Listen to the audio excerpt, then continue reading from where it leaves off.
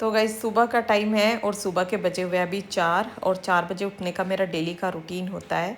और ये सभी जानते हैं कि सुबह सुबह उठना हमारे लिए कितना अच्छा कितना फ़ायदेमंद होता है। और अभी हम जा रहे हैं बाहर घूमने के लिए, मॉर्निंग वॉक के लिए। Hello everyone, welcome back to my channel. आप सभी को गुड मॉर्निंग, राधे राधे। कैसे हैं आप सब? आई होप कि सब बहुत अच्छे होंगे। तो गई सुबह का टाइम है, सुबह के बजे हुए अभी 5। मैं 4 बजे उठी थी जब मैंने आपको टाइम दिखाया था। उसके बाद हम लोग पानी वगैरह पी के घूमने चले गए थे। और रोज़ी की वजह से ना मतलब बहुत धीरे धीरे चलना पड़ता है सुबह सुबह, क्योंकि मेरी पायल की आवाज़ सुनते ही ये उठ जाती है। और उठने के बाद फिर वो ये हम चले जाते तो वो यहाँ पे बच्चे सब सोए हुए हैं तो इनको परेशान करती फिर, क्योंकि उठने के बाद इसे सूसू जाना होता है। और मैं सोच रही थी कि जब इसके चक्कर में लग जाते हैं ना, इसके खेल में, फिर बस टाइम निकल जाता है, टाइम का पता नहीं चलता। तो मैंने सोचा कि इतने हम घूम के आ जाएंगे, उसके बाद इसे सूसू करवा देंगे। तो अगर हम लेट उठ रहे हैं तो ये देखो, ये लेट ही सूसू पोटी जाती है। और अगर जल्दी उठ रहे हैं तो बस जल्दी ही ले जाना इसको पड़ता है। जैसे ही इसे पता चला कि सब उठ गए हैं तो बस मुझे लेके चलो। और अब ये देखो, कभी उस रूम में कभी उस रूम में, अब ये ऐसी घूमती रहेगी। और अगर हम 6 बजे उठते ना तो ये सोती रहती। तो अभी चलो बस निपटाती हूँ अपने घर के काम, पहले चलाती हूँ भजन। और भजन के लिए आपका कमेंट था कि वो जो भजन आप चलाती हैं उसका नाम क्या है। तो भजन का नाम है जय राधा माधव। तो वो वाला भजन मैं ज़्यादातर चलाती हूँ। वो धीमी धीमी आवाज़ में बड़ा ही प्यारा लगता है, मतलब उसका स्वर जो है ना वो ही धीमा धीमा है। ये वाला मैं चलाती हूँ। ये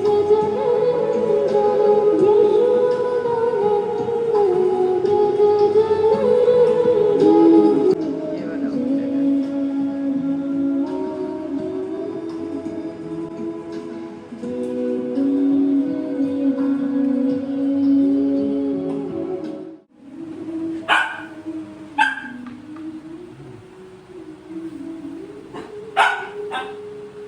सबको बोल रही है उठ जाओ। और यहाँ पे अब मैं लगाने लगी हूँ झाड़ू। और सबसे पहला जो काम होता है ना सुबह सुबह का, यही होता है झाड़ू लगाना, घर में साफ़ सफाई करना। उसके बाद ही हम बाकी के काम करते हैं। रोज़ी मुझे देख रही थी जैसे मैं झाड़ू लगा रही थी।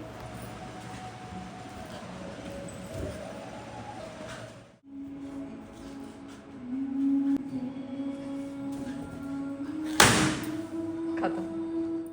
तो गाइस अभी मैं नहाई हूँ, अभी लड्डू गोपाल को उठाऊंगी। और आज मैं नाश्ते में बना रही हूँ मट्ठे वाला दलिया। वो आपके साथ शेयर करूँगी किस तरह से मैं बनाती हूँ।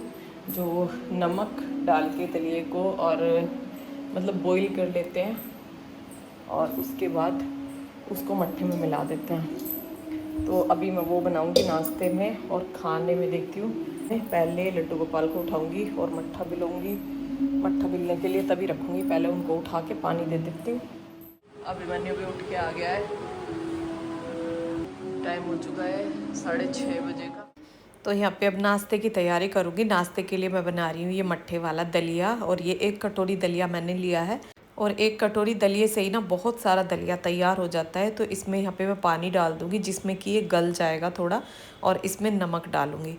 तो नमक का मैं इसको बनाऊँगी और उसके बाद मैं इसको मट्ठे में मिलाऊँगी। और ये ना बहुत टेस्टी लगता है, बहुत ही अच्छा लगता है। सच बताऊँ घर में बहुत पसंद करते हैं सभी, बच्चे भी और बड़े भी। और यहाँ पे ये दलिया मैंने बनने के लिए रख दिया है नहाने के बाद। और उससे पहले साफ़ सफाई का सारा काम मैंने कर लिया था। तो अब नाश्ते की भी थोड़ी तैयारी हो जाएगी। और इधर मैं अपने लड्डू गोपाल को बिठा के नहलाऊँगी और अपना पूजा की तैयारी करूँगी, क्योंकि पूजा में भी ना बहुत टाइम लग जाता है। जैसे पूजा साफ़ कर लिया, लड्डू गोपाल को नहला के तैयार करके मंदिर में बिठाना है, फूल लेके आना है, जल दे के आना है, मतलब बहुत सारा काम मंदिर का होता है। तो इतने में उस काम को करूँगी। और अब लड्डू गोपाल को नहला के तैयार करके मैंने मंदिर में बिठा दिया। यहाँ पे मैं मंदिर साफ़ करूँगी। और इसके लिए आपके कमेंट हैं कि दीदी आपने मंदिर में नीचे क्या बिछा रखा है। तो नीचे ना रेड कलर का कपड़ा बिछा के और उसके ऊपर ये मैंने शीशा लगवा रखा है। तो इससे क्या होता है कि नीचे का जो कपड़ा है वो हमारा गंदा नहीं होता है और हम आराम से इसकी सफाई कर देते हैं। जो भी धूल आती है ना वो शीशे पे ही आती है, तो शीशा इसका साफ़ हो जाता है। नहीं तो कपड़ा ना जल्दी जल्दी फिर बदलना पड़ता है और उसका ना जलने का भी डर रहता है। तो इसलिए शीशा मैंने जब से लगवाया है ना तो ज़्यादा जल्दी जल्दी मुझे कपड़ा नहीं बदलना पड़ता। और यहाँ पे मंदिर में पोछा लगाऊंगी। तो सुबह उठने से बहुत सारे काम हमारे ऐसे हैं जो कि एकदम टाइम पे, परफेक्ट टाइम पे होते हैं। जैसे कि सुबह हमें पूजा करनी है तो पूजा का जो माहौल होता है वो शांत होना चाहिए थोड़ा। सुबह सुबह का जो शांत माहौल होता है ना, उसमें ही पूजा करना अच्छा लगता है। और सुबह का समय हमारे लिए ना एक वरदान की तरह है।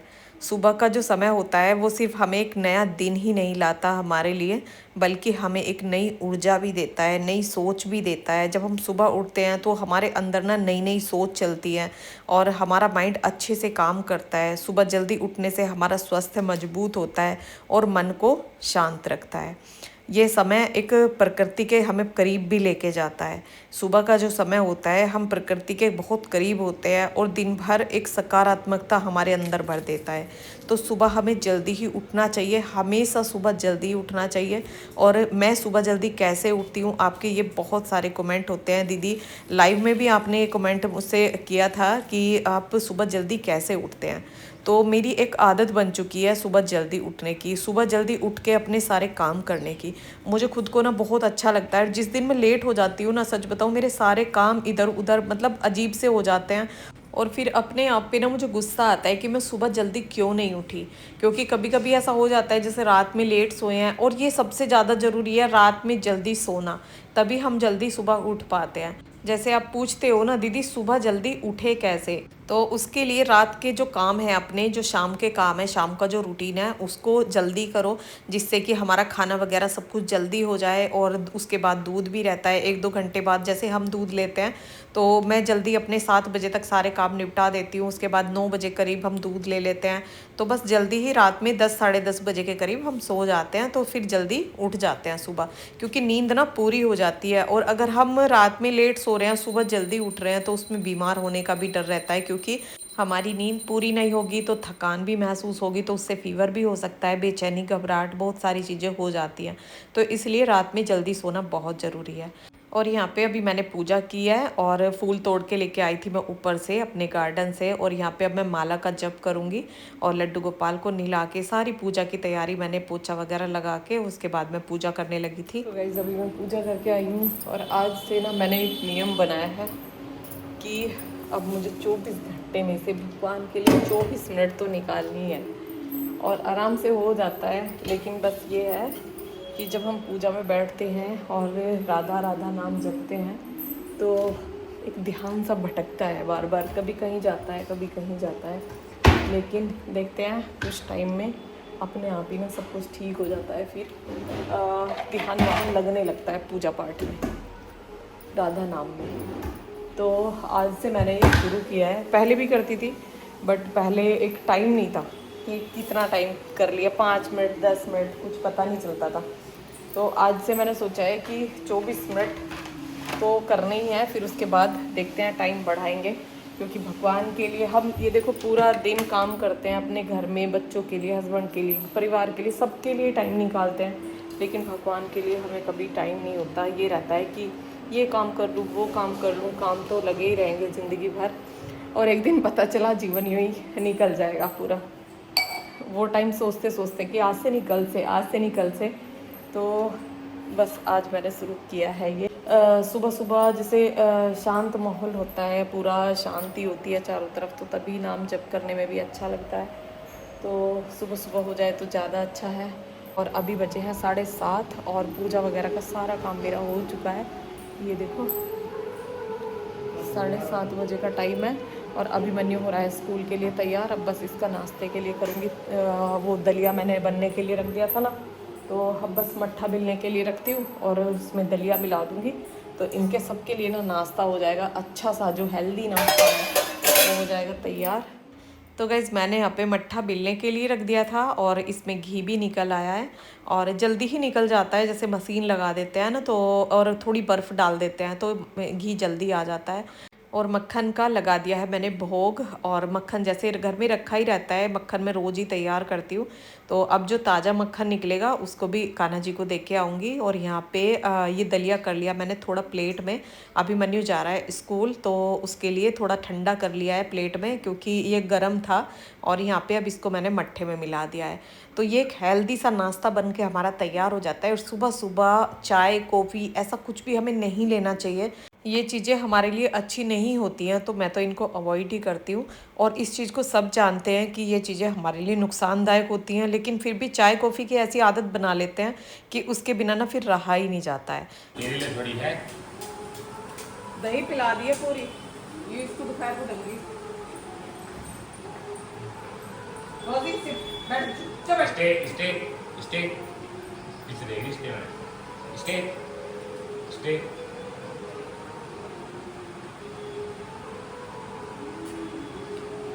स्टे स्टे स्टे पीछे देख। तो यहाँ पे अब अभिमन्यु का नाश्ता करा के और वो जा रहा है स्कूल। और हमें अगर अपनी सेहत का ध्यान रखना है ना, तो अपने खान पीन का ध्यान रखना बहुत ज़्यादा ज़रूरी होता है। हमारे बाल, स्किन, हर चीज़ पे ना इफ़ेक्ट पड़ता है हमारे खान पीन से। जैसा हम अपना खाना पीना रखेंगे उसी तरह का हमारे बाल भी दिखेंगे, स्किन भी दिखेगी। जैसे आपके बालों के लिए, स्किन के लिए बहुत सारे कमेंट, दीदी आप क्या लगाते हो स्किन पे, चेहरे पे, रात में क्या लगाते हो, दिन में कौन सा मॉइस्चराइज़र यूज़ करते हो, और बालों में क्या क्या यूज़ करते हो। तो जो मैं बालों में ऊपर से लगाती हूँ, स्किन पे जो लगाती हूँ, वो भी आपके साथ व्लॉग में शेयर करती रहती हूँ। और जो हमारा खान पीन होता है, सुबह का क्या रूटीन है, शाम का क्या रूटीन है, वो भी आपके साथ शेयर करती रहती हूँ। तो दोपहर का तो हमारा रहता है जैसे फल वगैरह या पनीर है। पनीर आपने देखा होगा, ज़्यादातर व्लॉग में मैं पनीर बना के रखती हूँ।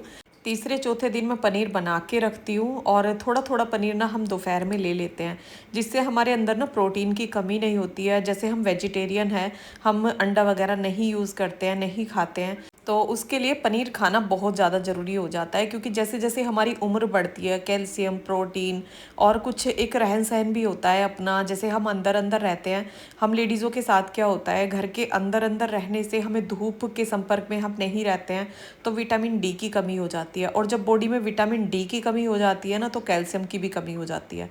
और कैल्शियम हमारा तब तक पूरा नहीं होता है जब तक हमारा विटामिन डी पूरा नहीं होगा। तो ये प्रॉब्लम्स हो जाती है। तो इसलिए अपने खान पीन का और रहन सहन का सारा ही कुछ हमें ध्यान रखना होता है, तभी जाके आजकल हमारा जीवन ना अच्छे से चल सकता है। क्योंकि हर चीज़ में मिलावट है। मैं सिंपल से सिंपल जो खाना बनाती हूँ, वो इसीलिए बनाती हूँ जिससे कि हमारी सेहत अच्छी रह सके, हम ठीक रह सके। बीमारियाँ अपने हाथ में नहीं होती हैं, भगवान को जो देना है, जो हमें होना है वो होगा। लेकिन हम अपनी तरफ से तो पूरी कोशिश कर ही सकते हैं। तो कम ऑयल यूज़ करना, बिना तला भुना खाना। नहीं तो तले भुने का किसका मन नहीं होता गाइस, सबका मन होता है। और बाहर के खाने का भी होता है, चाउमीन, बर्गर, पिज़्ज़ा, सब कुछ सबका मन होता है खाने का। लेकिन अपने ऊपर ना थोड़ा सा कंट्रोल भी करना होता है, कि जिससे हमारी सेहत खराब ना हो। कभी कभी तो हम कुछ भी थोड़ा बहुत ले सकते हैं, उससे कोई फ़र्क नहीं पड़ता। लेकिन जैसे जल्दी जल्दी जो खाना होता है ना, बाहर का जो खाना, उससे हमारी बॉडी में बहुत बुरा इफ़ेक्ट पड़ता है। तो रोज़ ही डॉक्टरों के फिर चक्कर लगाने पड़ते हैं, दवाइयाँ खानी पड़ती हैं। तो उससे बचे रहने के लिए थोड़ा अपना सिंपल सोवर रहना ही ज़्यादा बेटर है। तो गाइज़, बात करते करते यहाँ पे मैं आ गई हूँ किचन में, और यहाँ पे मैं कर रही हूँ खाने की तैयारी। खाने में बना रही हूँ मैं लौकी चने की दाल। और अभी मैं ऊपर कपड़े धुलने के लिए डाल गई हूँ मशीन में, और बारिश हो रही है हल्की हल्की।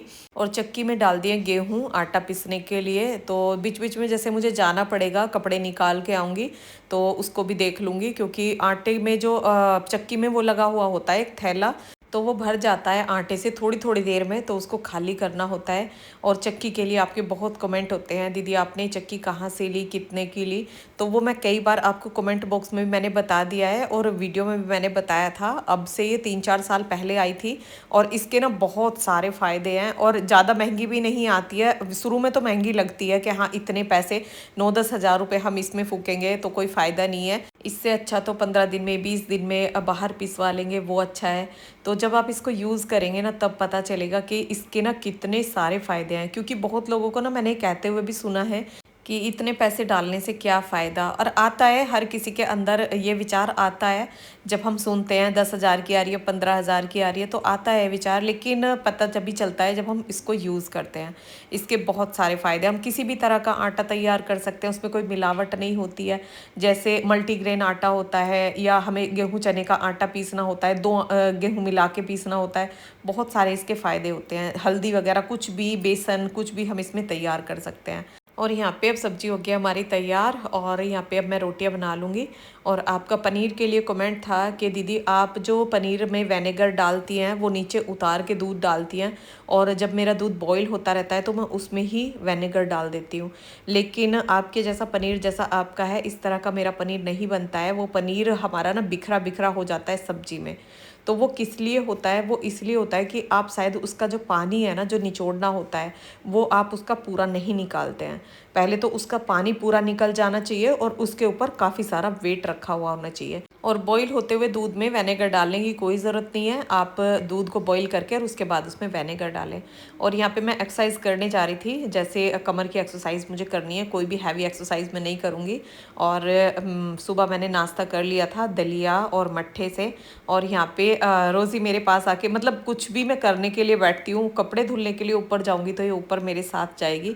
और इसके लिए ना आपके कमेंट थे, दीदी आप रोज़ी को एक बच्चे वाला प्यार देते हो। तो गाइज़ हमारे घर में ना अभी एक छोटा सा बच्चा ही है, ये बोलता ही तो नहीं है लेकिन जानता सब कुछ है। बैठ जाओ रोज़ी, बैठ जाओ बस।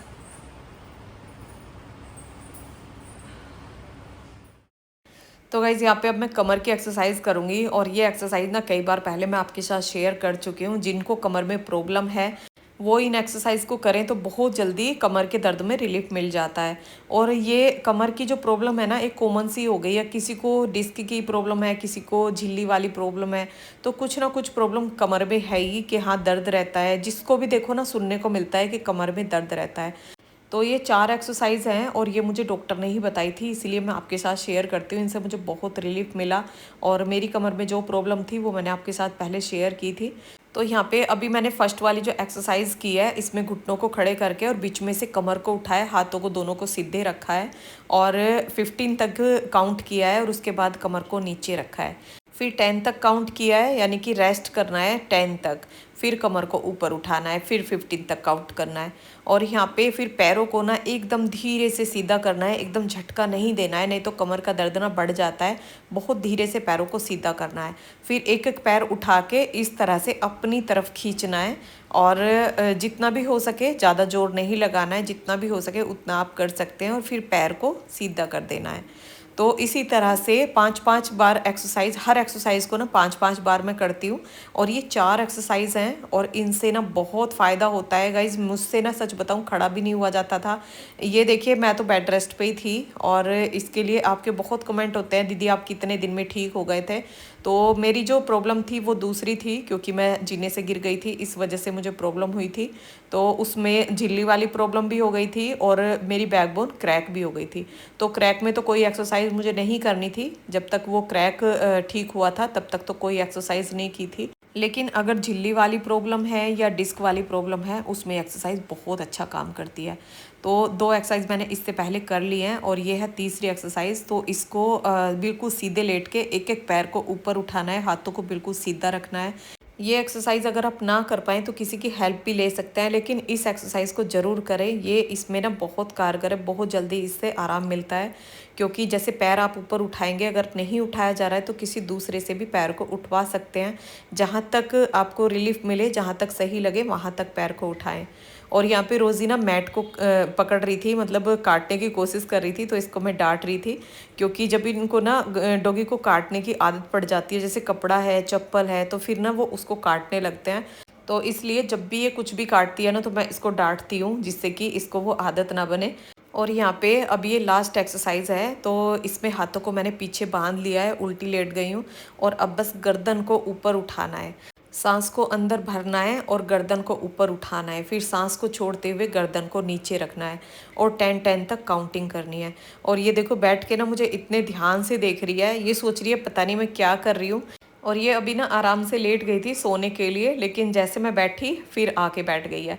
और सच बताऊँ इससे इतना प्यार हो गया है, जैसे जब से घर में आई है, और धीरे धीरे जैसे बड़ी हो रही है ना हमारे सामने, हम इसको देख रहे हैं।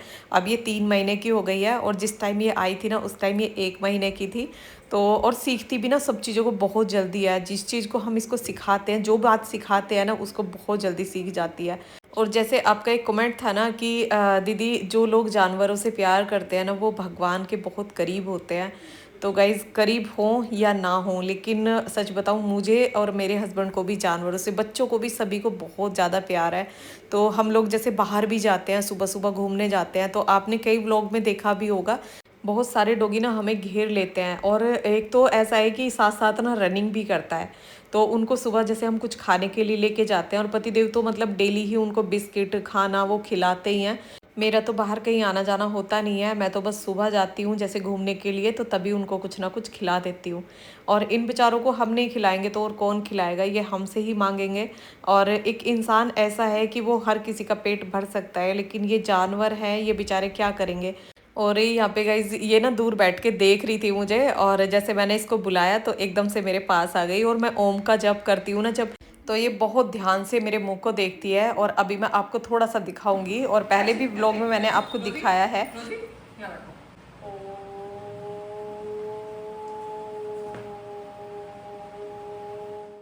तो गई जैसे ही मैं ओम का जप करने लगी ना, ये उल्टी लेटी, और आपने देखा कितनी स्पीड से एकदम से सीधी हो गई। और मुझे ऐसे ही ना बड़े ध्यान से देखने लगी।